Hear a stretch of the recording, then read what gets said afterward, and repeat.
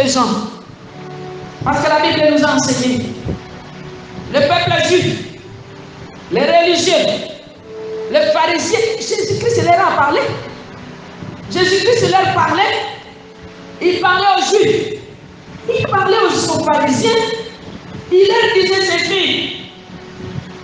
Quand vous lisez dans Matthieu chapitre 13, verset 15, il leur disait, quand le cœur de ce peuple est devenu insensible, ils ont endurci leurs oreilles. Ils ont fermé leurs yeux, de peur qu'ils ne voient, de leurs yeux, qu'ils n'entendent de leurs oreilles, qu'ils ne comprennent de leur cœur, qu'ils ne se convertissent et que je ne le guérisse. Le dernier de rapporter la même parole d'Ésaïe. Il parlait aux Juifs. Alléluia. Il vous parlait, vous les Juifs, vous les pharisiens, votre cœur est dur. Mais la Bible qui nous parle d'un Dieu miséricordieux, la Bible qui nous parle d'un Dieu qui veut que nous ne puissions pas périr, la Bible qui nous dit que notre Dieu, il n'est pas, son oreille n'est pas dire pour nous entendre, sa main n'est pas courte pour nous sauver. Il est là, prêt aujourd'hui à arranger nos oreilles. Arranger nos oreilles, nous les Juifs. Arranger les oreilles des apôtres. Arranger les oreilles des évangélistes. Arranger les oreilles des gens qui croient et qu'ils connaissent Dieu. Non, non, moi je connais. Ah non, moi je connais. Ah, tu peux même commencer un verset, lui peut même, il termine le verset. Mais Jésus-Christ ici était en train de leur dire qu'ils ont endurci leurs oreilles. Alléluia. Nous allons voir qu'est-ce qui endurcit l'oreille. Qu'est-ce qui rend l'oreille dure? Est-ce que vous les religieux, vous êtes là? Ah, vous ne voulez plus être là. Il faut être là, les religieux. Les religieux, c'est vous. Vous, les serviteurs de Dieu. Vous voulez qu'on vous donne de bonnes places. Hein? Vous voulez qu'on vous appelle, je ne sais pas, vous ajoutez même des noms. Mais il faut avoir les oreilles tendres.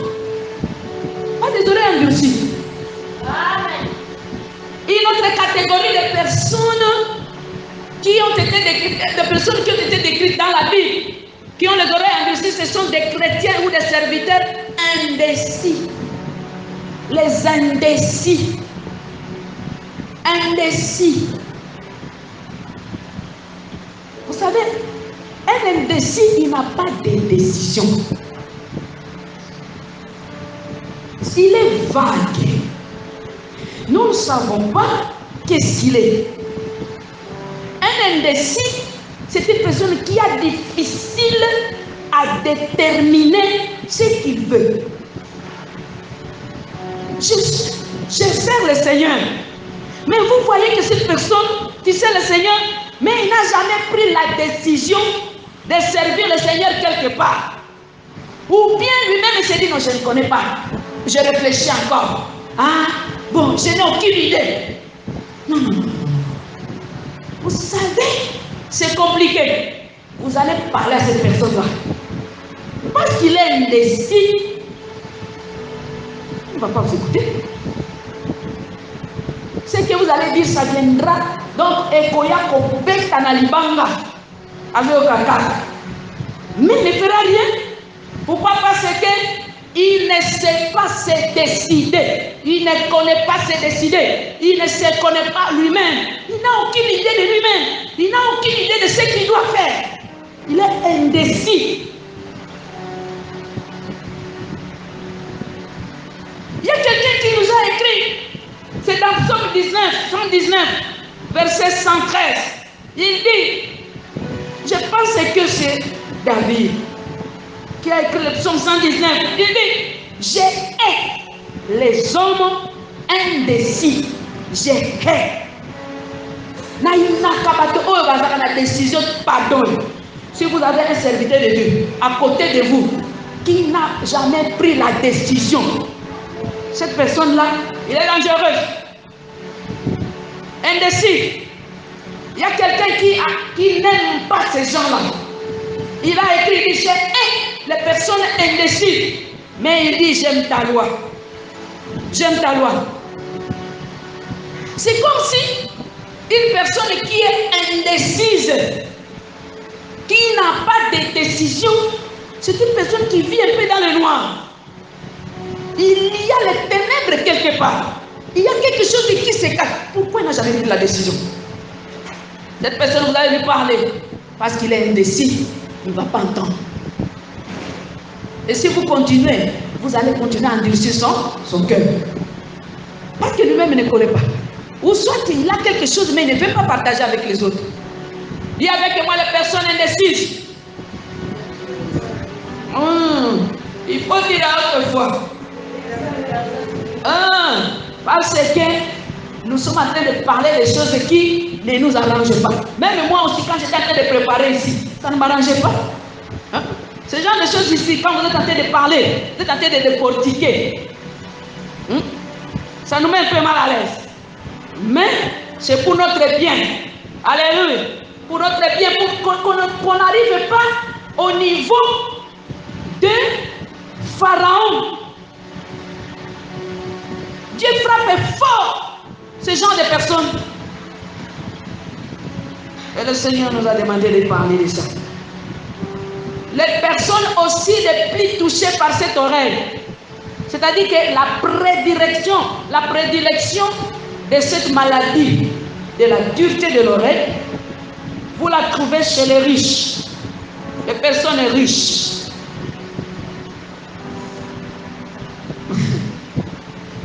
Les personnes riches, malheureusement. Mais je pense que nous, on ne veut pas être pauvres, mais pas aussi les riches qui ont endurci le cœur. Ils ont endurci les oreilles. Quand l'apôtre Paul écrivait à son fils Timothée, il lui a parlé de ces gens-là. Il lui a dit dans 1 Timothée, lisons ensemble dans 1 Timothée. 1 Timothée. 1 Timothée chapitre 6. 1 Timothée chapitre 6.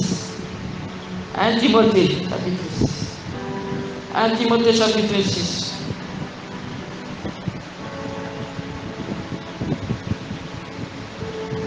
Je crois que c'est le verset 17. Si je ne me trompe pas bien. Ok, oui, voilà, c'est le verset 17.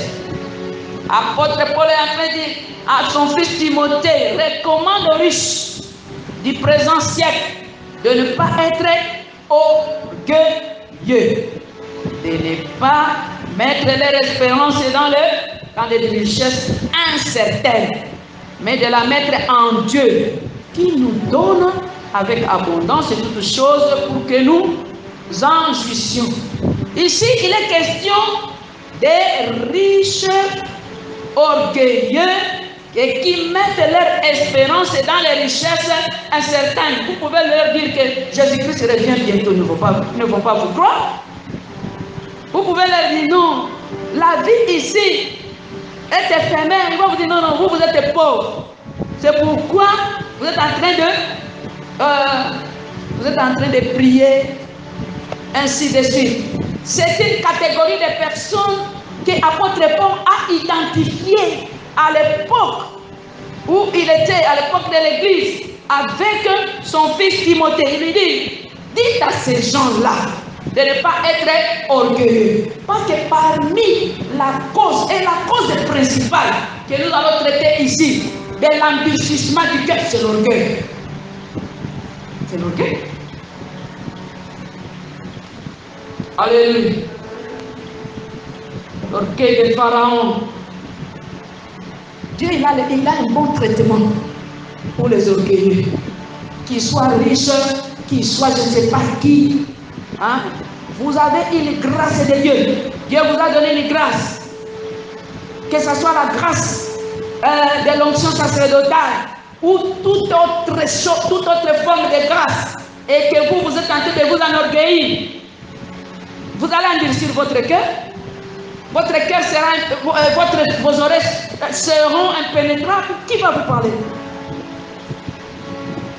Qui peut parler à telle personne? Mais Dieu a un nouveau langage. Alléluia. Dieu a un nouveau langage. Parce que il nous a envoyés pour prévenir. Nous devons prévenir les choses. Le fruit est mortel. Nous ne devons pas continuer à aller dans ce sens-là. Nous devons faire un bon choix. Le bon choix est là. L'Éternel renverse la maison des orgueilleux. Voilà le premier traitement. L'Éternel, il renverse. Je voudrais que nous puissions vraiment saisir le verbe. Renverser.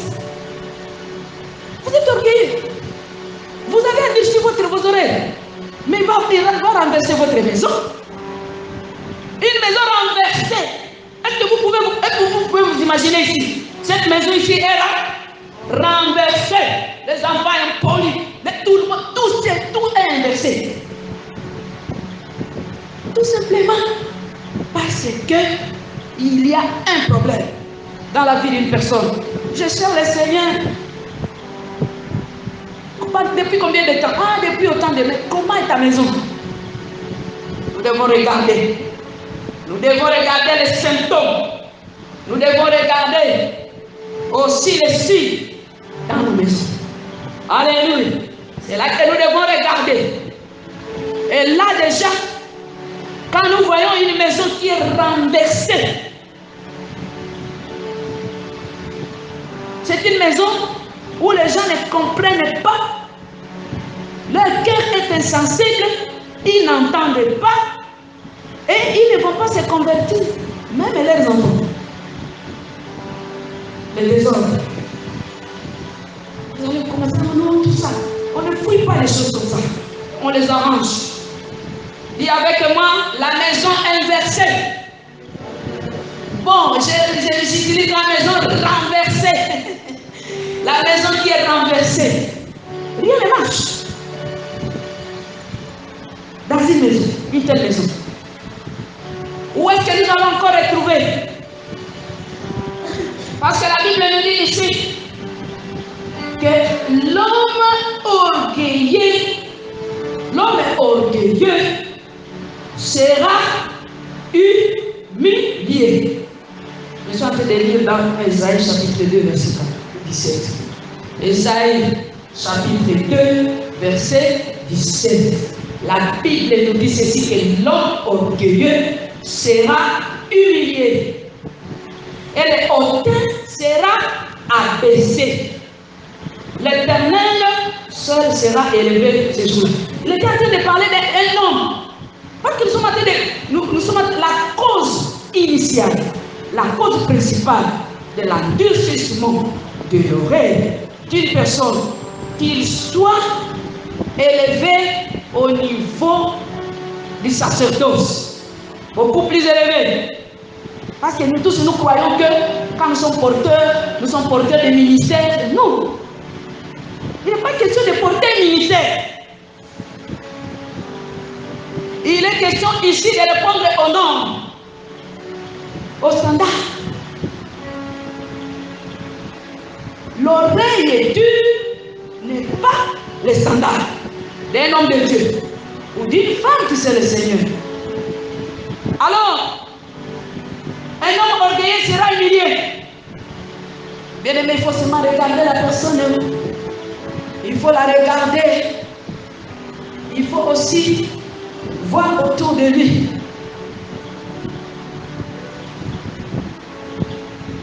J'aime le Seigneur parce que moi personnellement, j'ai goûté toutes les formes d'humiliation. Et ça m'a appris. Peut-être que j'allais à l'église, on me parlait. Même si je chantais, on me parlait. La Bible me parlait.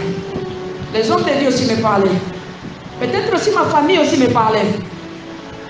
Mais quand les oreilles sont endurcies et que tu n'entends pas, attends-toi à l'humiliation. Attends-toi à l'opprobre. Bien-aimé, n'attendez pas l'ignominie. Parce que l'ignominie, c'est l'opprobre public. L'opprobre public. Une opprobre qui va même au-delà de votre propre famille. Une opprobre qui attaque même ta postérité. N'attends pas cela. Alléluia. Parce qu'ici, il s'agit de Dieu. Il ne s'agit pas des hommes. Nous les hommes, nous pouvons être comme nous sommes. Mais par rapport à notre Dieu que nous servons, nous devons comprendre le langage de Dieu. Et moi j'ai compris le langage de Dieu. Alléluia. Le langage de Dieu. L'humiliation. Le langage de Dieu, c'est être apaisé. Vous croyez comme ça? Le Seigneur est en train de vous voir. Il dit ok, nazo kata mapapu, nazo longola babiloko, nazo longola bapete, nazo longola. Tu peux rester avec un nom, mais un nom qui est vide, un nom qui n'a pas de pouvoir, un nom qui n'a pas la puissance, qui n'a même pas l'autorité. Ce n'est pas une bonne chose. Ce n'est pas une bonne chose. Est-ce que je parle aux Juifs? Soyez condamnés.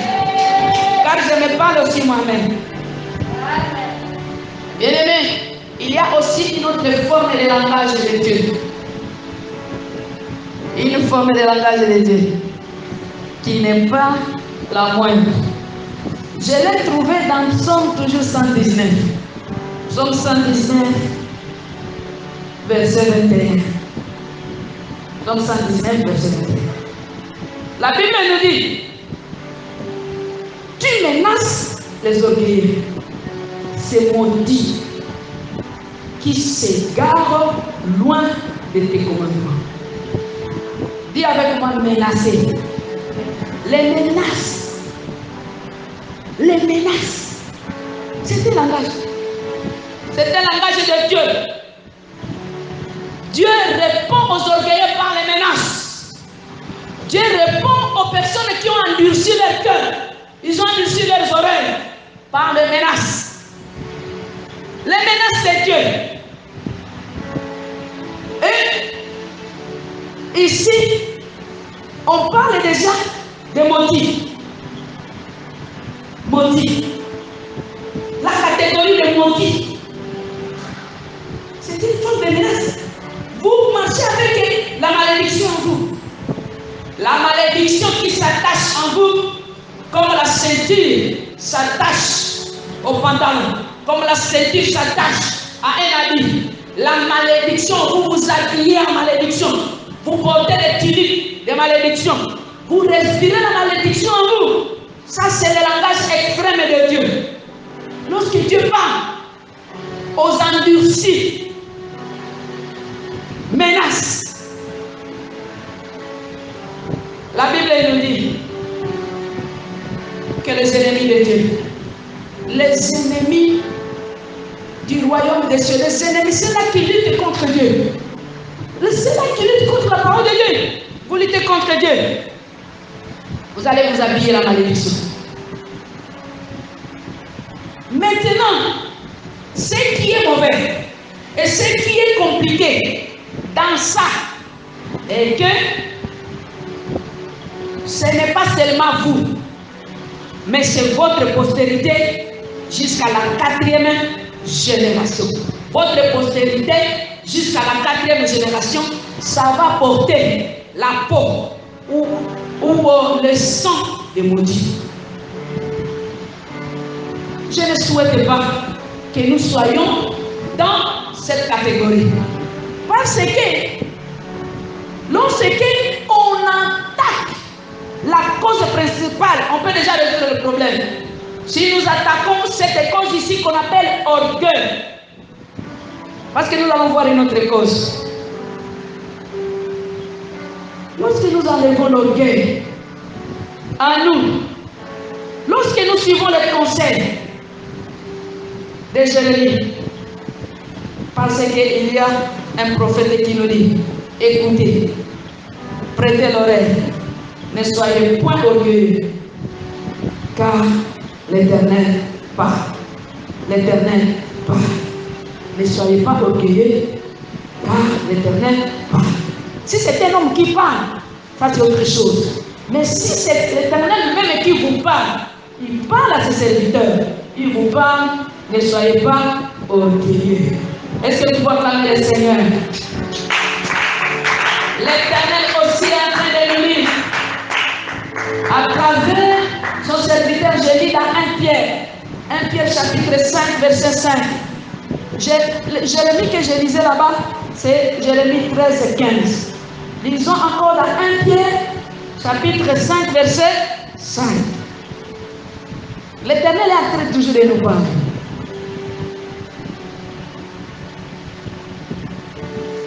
Il est écrit pour nous ceci. Demain, vous qui êtes jeunes, soyez soumis aux anciens. Et tous dans vos rapports mutuels, revêtez-vous d'humilité, car Dieu résiste aux orgueilleux, mais il fait grâce aux humbles. Je vais beaucoup plus insister. La première partie de ce verset, il dit de même vous qui êtes jeunes, soyez soumis. Bien aimé, dans les sacerdoces, il y a la hiérarchie. Il y a la hiérarchie. Et dans ce qu'on appelle le topic de l'insoumission, de l'insubordination, il n'y a pas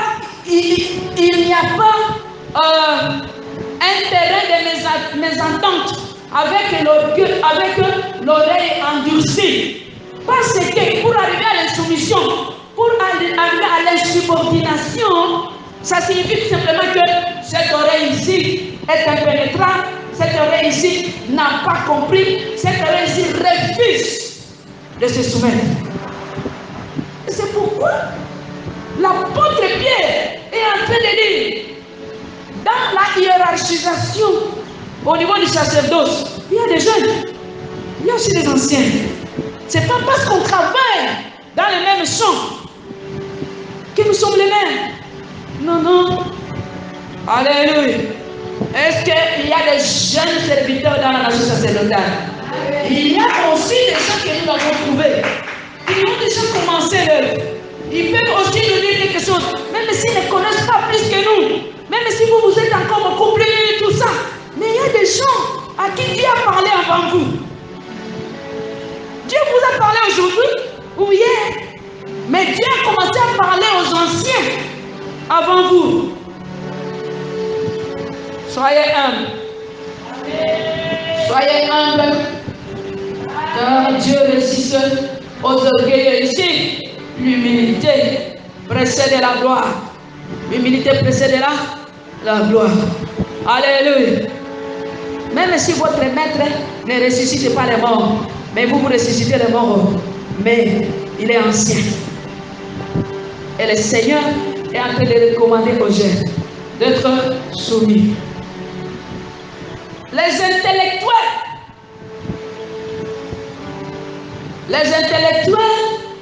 c'est une catégorie de personnes qui ont les oreilles endurcies, tout simplement parce qu'ils sont des rebelles. Les intellectuels sont des rebelles. Dis avec moi la rébellion. Ça signifie qu'il n'est pas ignorant, il connaît beaucoup. Il connaît. Ici, je parle des intellectuels sacerdotales. Les intellectuels dans le sacerdoce. Vous connaissez. Le Seigneur vous a parlé. Vous avez étudié peut-être. Peut-être aussi vous avez prié et puis vous avez dit. Mais vous êtes impénétrable. Vos oreilles sont dures. Le rebelle. Bien aimé, la rébellion n'est pas quelque chose qui plaît à notre Dieu. Ça signifie tout simplement que vous connaissez, mais vous ne voulez pas. Vous ne voulez pas obéir, vous ne voulez pas pratiquer, ou bien vous n'êtes pas attentif. Une autre catégorie de personnes qui sont attaquées, parce qu'aujourd'hui, je voudrais que nous puissions prier, mais pas beaucoup. Vous allez continuer à prier dans vos chambres ou dans vos maisons. Les chrétiens ou les serviteurs rétrogradés, ils n'entendent pas. Les rétrogradés, ils ont des oreilles dures. Une personne qui a commencé à servir le Seigneur et qui a rétrogradé là-bas, toi tu vas lui parler quoi? Il connaît tout. Il dit, d'ailleurs il va vous détruire. Il va dire, Bino va passer d'ailleurs, et d'ailleurs, et d'ailleurs. Il a les oreilles dures, les oreilles endurcies. Moi, la personne qui m'a amené au Seigneur, bon, c'était à Xangai, j'étais encore étudiante. Ce frère-là, il était très très fort. Il était vraiment un frère modèle. Nous tous, on le voyait modèle. Mais quand il a rétrogradé, quand il a renoncé à Christ, quand il est retourné dans le péché, personne ne l'a repris. Personne. Personne ne l'a repris. Même notre aumônier, le révérend pasteur qui, toi, le professeur, personne ne l'a récupéré. Ça nous a touchés. Mais je vous dis, il y a quelque chose qu'il a rencontré. Les 10 plaies. Dis avec moi les 10 plaies. Quand on ne parvient pas à vous récupérer, Dieu envoie les 10 plaies. Les 10 plaies d'Égypte. Vous les connaissez, n'est-ce pas? Mais la dernière plaie, elle est fatale. La dernière plaie, elle est fatale. À un certain moment, les serviteurs de Dieu vont se taire. Même nous allons nous taire. Même la Bible ici va se taire. Mais ce sont les plaies de Dieu qui vont parler. Les plaies de Dieu vont parler. Alléluia. Bien-aimés, nous parlons de la part de Dieu. Nous sommes en train de dire que Jésus-Christ revient bientôt. Et nous devons aller avec lui. Nous ne devons pas attendre que le monde puisse se moquer de nous. Nous devons nécessairement partir. Dis avec moi, je dois partir avec Jésus-Christ. Il faut aller avec lui. C'est ça l'essentiel. Une catégorie de personnes aussi qui sont attaquées par cette oreille ici endurcie. Ce sont les blessés intérieurs. Dis avec moi la blessure intérieure. La blessure intérieure, ça rend l'oreille dure. L'oreille devient insensible à l'exhortation, au conseil, aux réprimandes, au ceci. Parce qu'une personne qui est trahie, une personne qui a la déception, que ça soit la déception amoureuse, cette personne-là, tu vas lui parler quoi? Qui a le langage pour parler à une personne qui est blessée, qui peut retrouver les mots pour parler à une personne qui connaît l'échec dans sa vie, qui il trouve tout mauvais. Tout ce que vous lui dites, il va même, ça ne va même pas toucher même son cœur, ça ne touche pas. Parce que ce qui l'empêche, c'est la coquille, c'est le corps, c'est la pierre, les épines. Il sent les épines. Vous êtes en train de lui parler, peut-être qu'il dit non, parce que lui ne comprend pas ce que je ressens. C'est parce que lui ne connaît pas la situation. Il rejette tout et il endurcit le cœur. Il endurcit même les oreilles. Les blessures intérieures. Bien aimé. Mais il y a des remèdes. Si nous parlons aux blessés, vous êtes serviteurs de Dieu, vous êtes en train de parler aux blessés. La première chose, c'est de l'aider à recouvrer son état de santé. l'état de santé doit être recouvert. Il doit être en bonne santé. C'est la première chose. Et si vous n'avez pas les moyens de le faire, il faut l'abandonner entre les mains de Jésus-Christ. Alléluia. Jésus-Christ va lui parler. Et s'il n'entend même pas Jésus, là maintenant, ça devient autre chose. Ça devient autre chose. Alléluia. On ne cesse pas de parler. On peut continuer à parler. Mais après, quand il voit que tu n'es pas écouté, pour l'abandonner la personne. Entre les mains de Jésus. Parce que c'est Jésus qui a le médicament. C'est Jésus qui peut arriver là où il y a les blessures intérieures. Parce que les blessures intérieures, ça va dans le subconscient. Que c'est là que ça va. La personne peut vous sourire. La personne peut dire non, oui, ça va. Non. Il a refoulé les choses dans le subconscient. Et les choses que nous refoulons dans le subconscient, ça ne reste pas inactif. Parce que ça, le venin. Ça, le poison. Et le poison continue à faire quoi? Hein? Le poison continue à faire son effet, à brûler, à donner la plaie. Et chaque fois que vous voulez parler, la personne est irritable. Il s'irrite. Il est toujours en colère. Il est toujours il fait tout mauvais.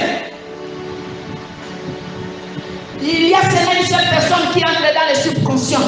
Son nom, c'est Jésus-Christ. C'est lui qui entre là-bas. Et quand il pénètre là, avec le sang, il va bander les plaies. Et il va anesthésier par douleur. Il y avait des douleurs. Parce que c'est la douleur qui met la personne là irritable. Il est toujours colérique. Il ne veut pas qu'on lui parle de ça. Il évite même ce genre de choses. Non. Alléluia. Nous sommes les hommes de Dieu et nous traitons avec les personnes que le Seigneur a mis à notre disposition. Même nous-mêmes, nous pouvons nous retrouver dans cet état-là où nous avons échoué. Nous avons essayé ceci, ça n'a pas marché. On essaie cela, ça n'a pas marché. Nous avons échoué, l'échec scolaire, nous sommes là. L'échec professionnel, nous sommes là. Tout ce que nous faisons, ça échoue. Ça nous crée des frustrations. Et ce genre de frustration-là, ça crée une rigidité au conseil. Rigidité à la parole de Dieu. Ça crée une rigidité.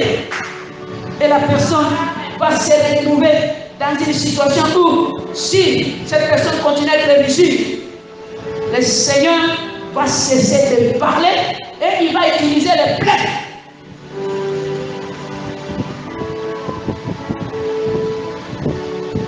Combien de fois Moïse a parlé à Pharaon? Et Dieu dit, je vais endurcir le cœur de Pharaon. Soyez bénis. Bien-aimés, nous ne sommes pas des pharaons. Le Seigneur ne doit pas endurcir notre cœur. Il ne doit pas endurcir nos oreilles. Nos oreilles doivent être tendres parce que nous sommes ses serviteurs. Nous allons demander, Seigneur, il faut seulement nous soigner. Seigneur, nous voulons toujours être à côté de toi. Seigneur, nous voulons toujours être attentifs. Nous voulons que tu continues à nous parler. Nous voulons que tu continues encore à nous dire de bonnes choses parce que nous voulons arriver au ciel. Bien aimé, les plaies n'amènent pas quelqu'un au ciel. Ça amène quelqu'un en enfer. C'est là que ça amène. Et Satan veut ça. Il est venu recruter les gens. Et il a commencé par recruter notre maman. Et nous aussi, nous sommes là. Mais la Bible nous dit que nous devons faire un effort d'oublier le passé. Oubliez le passé. La Bible nous dit, je tracerai pour vous un nouveau chemin dans le désert. Dans le désert, mais la condition, c'est d'oublier le passé. Mais qu'est-ce qui nous fait oublier le passé? C'est la parole de Dieu. Et quand la parole de Dieu ne pénètre pas, comment vous allez oublier le passé? Vous Vous allez oublier ça comment? Vous refusez de remettre. Et pourtant, notre Dieu veut tracer pour nous tous. Il veut tracer pour moi. Il veut tracer pour tous un nouveau chemin. Même dans les déserts, nous allons passer. Et nous allons trouver de l'eau. Et nous allons trouver. Et j'aime notre maman Agar qui nous a montré une très bonne formule. Dans le désert, il y a de l'eau. Alléluia. Mais il faut écouter. Il faut avoir les oreilles attentives. Pour couvrir qu'il y a un puits d'eau. Le Seigneur appelle Agar, mais Agar, il n'entend pas parce qu'il est dans les tourments. On m'a chassé. J'ai touché avec l'enfant. Non. Agar, il s'est dit non, même si je suis en difficulté, je dois écouter. C'est lui qui doit me dire. Agar, qu'est-ce que tu as? Regarde à côté de toi. Il y a un puits. d'eau. Est-ce que tu peux acclamer le Seigneur? Le Seigneur nous parle, c'est pour nous amener là où il y a la solution. Alléluia. On ne doit pas dire sur nos cœurs. Il ne faut pas refuser d'être attentif. J'aime, et puis je vais terminer par là. Aujourd'hui, je vais terminer par là. Les victimes, les captifs, les prisonniers de Satan. Les prisonniers de Satan, ils n'entendent pas. Les prisonniers, les victimes, les captifs, les gens qui sont dans la prison, les gens qui ne peuvent pas quitter leur situation. Ils sont toujours, soit ce sont des esclaves, soit ce sont des opprimés, ou ce sont des personnes qui sont dans leur captivité au niveau du royaume de Satan. Ils sont considérés comme des chefs dans le royaume de Satan, pendant qu'ici, ils ne sont pas des chefs. Ce sont des pauvres. Mais dans le royaume de Satan, ce sont des grands chefs. On les utilise là-bas. Ces gens-là, ils n'entendent pas. Ils ont les oreilles endurcies. Ils peuvent entrer dans nos églises. Nous pouvons les prêcher, nous pouvons les enseigner. Mais eux, ils ne sont pas là. Leurs oreilles ne sont pas là. C'est comme moi aussi, à un certain moment, j'allais à l'église, mais je n'entendais rien. Si vous me posez la question, qu'est-ce qu'on a dit là-bas? Rien. Je n'entends pas. Mais nous allons voir une autre catégorie de personnes qui entendent, mais qui n'entendent pas correctement. Ils entendent à l'inverse. Ils entendent seulement des choses que eux ils trouvent mauvaises. Les malentendants, nous allons les voir ici. Ils sont là. Parmi les bonnes choses que nous avons dit ici, ça ne lui dit absolument rien. Lui, il va seulement capter ce qui est mauvais. Au lieu de dire malentendant, lui il a dit malatata. C'est ce que lui il a entendu. C'est ce que lui il a capté. C'est une maladie de l'oreille. Ça, nous allons voir ça la semaine qui vient. Est-ce que nous pouvons acclamer le Seigneur? Nous allons prier le Seigneur parce que nous ne sommes pas amis. Si nous voulons aller ensemble avec le Seigneur, si nous voulons voir là où il y a les richesses de Dieu, si nous voulons aller boire à la source de Dieu, nous devons avoir l'oreille tendre. Nous devons écouter notre Dieu. Nous devons écouter notre Dieu parce que notre Dieu nous parle. Notre Dieu parle avec tout le monde. Notre Dieu a parlé avec David.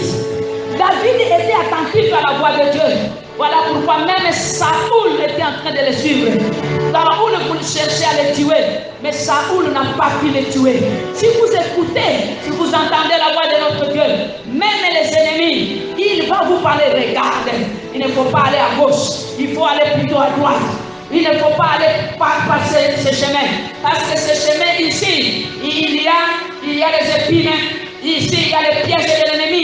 ici, il y a cela. Mais si vous n'entendez pas, vous allez toujours continuer à tomber dans les pieds de l'ennemi. Vous allez toujours continuer à avoir les mauvais sorts. Vous allez toujours continuer à faire les mauvais choix dans votre vie. Parce que vous avez créé l'endurcissement. Vous avez endurci votre vie. Le Seigneur va vous parler comment? Il ne vous parlera pas. Et il va utiliser d'autres moyens pour le parler. Nous allons demander la grâce de notre Dieu. Nous allons seulement prier. C'est aujourd'hui là, c'est demander seulement la grâce. Seigneur, donne-moi la grâce d'avoir une oreille tendre, une oreille malléable à ta parole, une oreille malléable à ta voix. Et j'entends de ta voix pour découvrir qu'il y a une source d'eau. Même dans le désert, il y a une solution. Même il y a de l'opportunité dans le désert. Il est à côté de moi, il y a de bonnes choses. Je ne vais pas continuer à réfléchir sur le problème. Mais toi, tu as une solution. Parce que tu me parles. Parce que moi, j'écoute. Tu me parles. Parce que l'oreille est malléable. L'oreille est dans le Seigneur. Fais-moi grâce à ce et qui est ce bidon de Dieu. Il y a le problème comme moi. Et qui veut que le Seigneur me parle.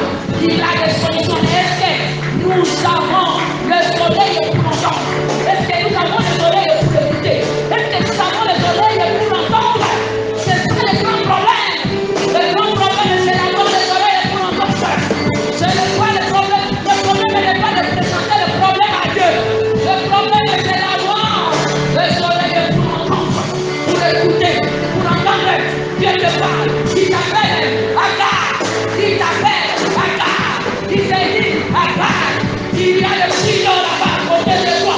Et toi, tu n'entends pas. Regarde ici le père. Tu ne verras pas le bruit. Tu ne verras pas le bruit. Tu vas mourir de soif de l'air. Tu vas mourir de soif de l'air. Seigneur, fais-nous la grâce. Fais-nous cette grâce. Fais-nous cette grâce. Fais-nous cette grâce. Seigneur, fais la grâce. Que les enfants entendent. Que moi j'entende. Que dans la maison sacerdotale. Que le prophète attende, que le pasteur attende, que les apôtres, les membres de la CID puissent entendre, que les enfants entendent, partout là où ils sont, qu'ils entendent la voix de Dieu. Oh, viens d'ici chez toi, viens d'ici chez toi, viens d'ici chez toi, car il y a la solution, et toi tu nous souffles la solution, c'est à travers ta parole. Et qui nous souffle la solution. Qui nous souffle la solution. Donnez-nous le privilège de t'écouter. Merci Seigneur. Merci Yahweh.